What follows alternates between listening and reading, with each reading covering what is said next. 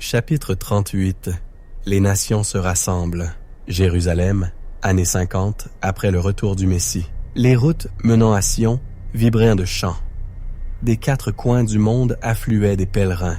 Villages enneigés, côtes équatoriales, hameaux de montagne, caravaniers du désert.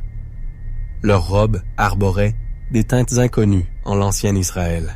Certains chevauchaient des bêtes de somme, d'autres glissaient en skygliders solaires, mais tous avançaient dans la joie.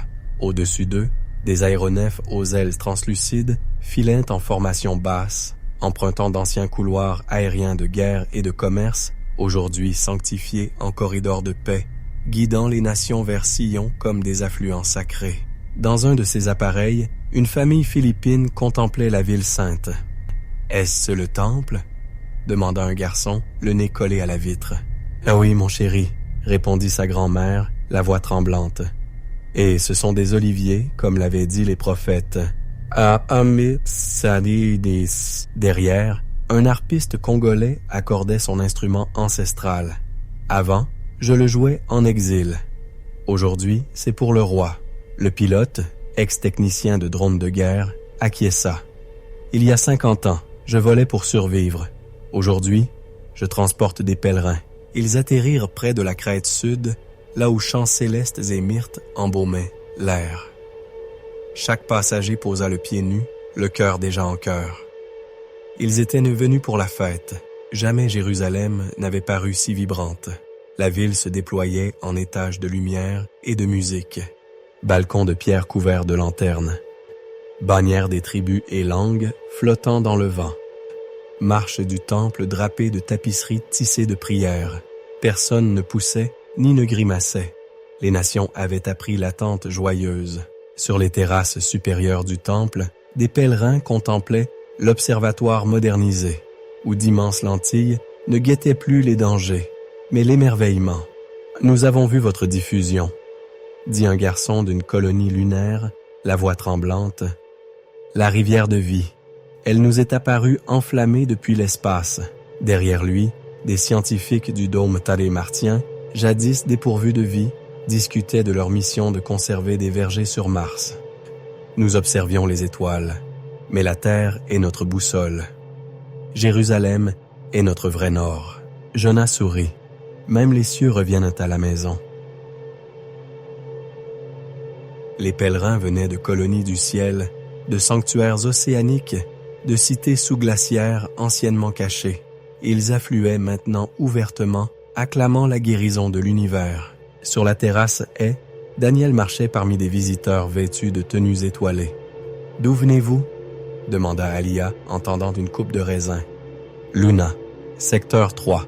Nous avons reconstruit le dôme de Mare Tranquillitatis. » Kael questionna surprise. « Il reste une colonie sur la Lune ?»« À plusieurs, » dit un homme aux bottes gravitationnelles. « Et Mars prospère aussi.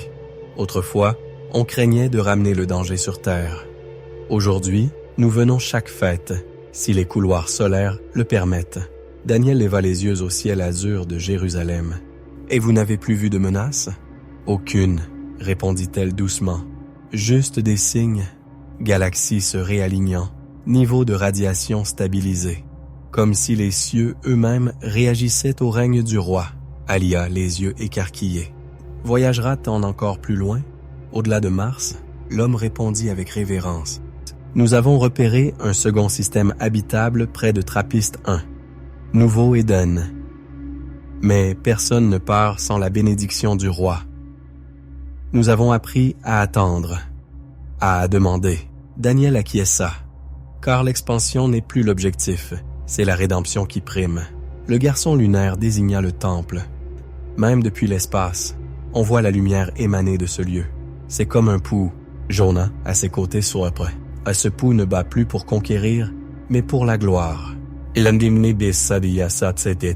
Dans les cours basses, des familles partageaient figues rôties et pain d'olivier sous des cabanes de palmes et myrtes. Les enfants couraient pieds nus parmi les sukkotes. Les parents échangeaient des bénédictions dans des dizaines de langues. Aucun échange d'argent. Tout était offert gratuitement. La rivière de vie coulait maintenant à travers la cité. transparente, jaillissant du trône de l'agneau, ramifiée pour irriguer vergers et oliveraies. Chaque mois, les arbres donnaient du fruit. Leurs feuilles étaient ramassées par les nations comme source de guérison. Il n'y avait plus ni maladie, ni guerre, ni malédiction. Il n'y avait que la paix. Jonah Reed, assis aux côtés du gardien sur le mur sud, observait la scène. Leurs cheveux étaient argentés, mais leurs yeux brillaient encore d'une jeunesse intacte. « Nous rêvions de ça autrefois, » murmura Jonah. « Maintenant nous le vivons, » répondit le gardien en souriant. En contrebas, un défilé d'enfants vêtus de blanc monta sur l'estrade. Issus du Nigeria, des Fidji, du Pérou, de Finlande, ils chantèrent d'une seule voix les psaumes des montées, en hébreu. Chaque verset s'éleva comme un encens. Leila, près de Yadiel, tenait dans ses bras un garçon syrien qui l'appelait Imma. Daniel gravissait les marches du temple, enveloppé dans un manteau brodé de tous les noms des tribus d'Israël. Il leva les mains et s'adressa à la foule. « Vous êtes venus des extrémités de la terre pour voir le roi. Et il est ici, pas seulement au-dessus de nous, mais au milieu de nous. Il a marché sur vos routes. Il a guéri vos malades. Il a essuyé vos larmes. Le règne du lion n'a pas d'ombre, et la connaissance du Seigneur couvre la terre comme la mer. » La réponse ne fut pas des applaudissements, mais des larmes, reconnaissantes, saintes, extatiques. Une fille kurde, aveugle depuis toujours, découvrit les nuances des bannières pour la première fois. Un Chilien, jadis Parali Pont Essé, dansa alors que le chauffard sonnait.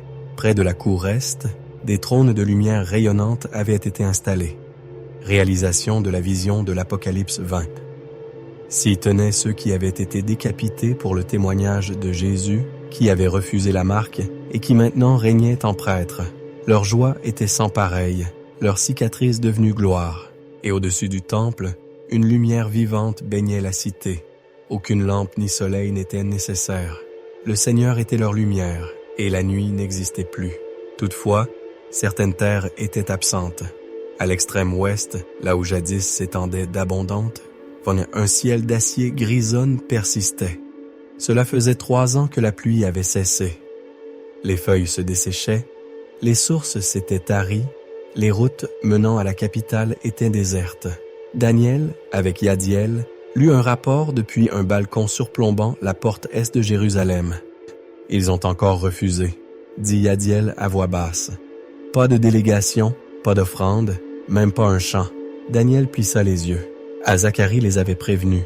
Alia les rejoignit, tenant une grappe de figues du printemps galiléen. « Je ne comprends pas. Ils ont vu la lumière, les miracles. Pourquoi se détourner maintenant? »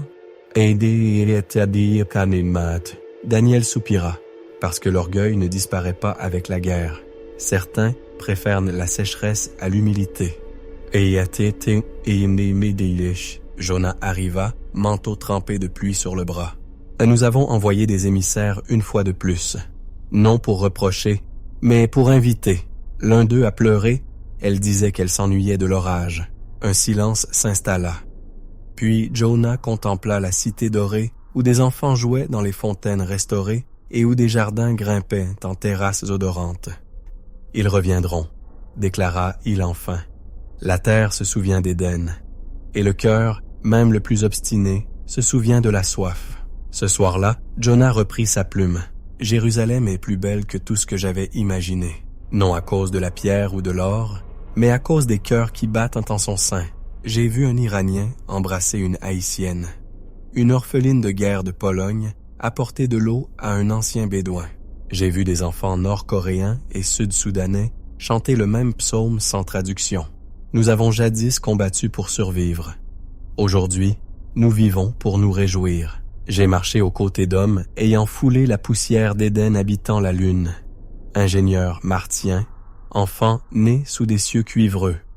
Ils ne sont pas venus avec des drapeaux, mais avec un émerveillement humble. Ils ont contemplé des galaxies déroulées comme des rouleaux, et ils entendent désormais le chant discipliné des étoiles. L'un d'eux m'a dit « Les étoiles semblent plus proches maintenant, pas seulement physiquement, mais spirituellement. C'est comme si l'univers avait recommencé à respirer, Je le crois. La malédiction ne touchait pas seulement la terre, elle s'étendait jusqu'aux cieux. Et maintenant, cet écho s'estompe. La lumière voyage autrement. Même le silence paraît sacré. On parle d'un nouveau Éden, une planète au-delà de Trappist 1. Un lieu intact. Mais personne ne s'y précipite. Plus maintenant. En cet âge, nous n'exigeons pas. Nous demandons. Nous ne conquérons pas. Nous cultivons. La création a tourné la page. Et pourtant, même quand nous parlons de galaxies, de terraformation, de skyways, mon cœur revient en un lieu, Jérusalem. Car le trône est ici, l'agneau est ici, et cette lumière, cette rivière, cet arbre, tout vient de lui. Que les étoiles s'éveillent, que l'Éden s'étende, mais que tout commence au pied du roi. Les nations sont arrivées. La guerre est un lointain souvenir. La terre fleurit, et cela, c'est seulement le commencement. Jonah Reed, Jérusalem, années 50 du règne du Messie.